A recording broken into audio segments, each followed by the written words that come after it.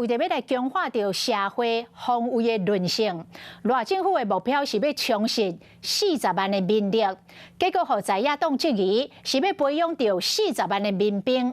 另外有官员来指出，讲民众党的立委林义君照着白案权，要求部会报告甲提供着细部的资料。讲安尼已经无算是立委正常监督的范围了。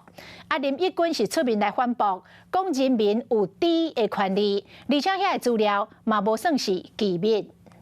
民进党党团提议不通过提案国安法所伫咧第14排扣拿被动落来，后民进党立委沈美阳去甲伫咧机场内底弯起来。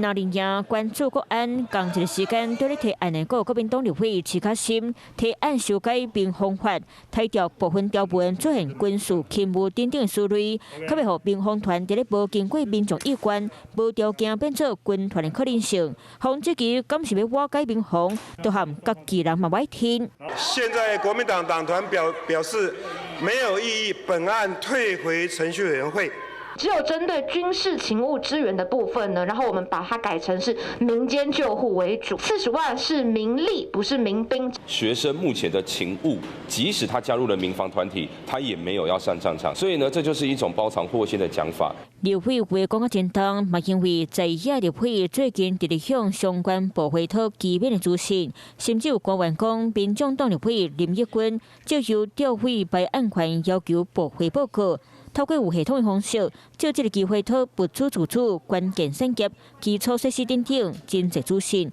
安尼已经无算是正常监督的范围。所以这种完整的说明，还有完整的资料需要公开透明，而且我们是立法委员，我们也是要监督政府。如果是机密的话，我就会开了机密会议，系统性的在很短的时间之内去要这些很细节的资料，这个不得不让人会觉得说，是不是有什么奇怪的计划在进行？面对中国，可袂得到用军事咧，甲咱台湾迄惊，调野立委嘛无用提案，唔敢代起。Hello， 大家好，我是林依文。想要抢先掌握最及时的新闻资讯吗？赶快订阅、按赞、开启小铃铛，锁定华视新闻的 YouTube 频道。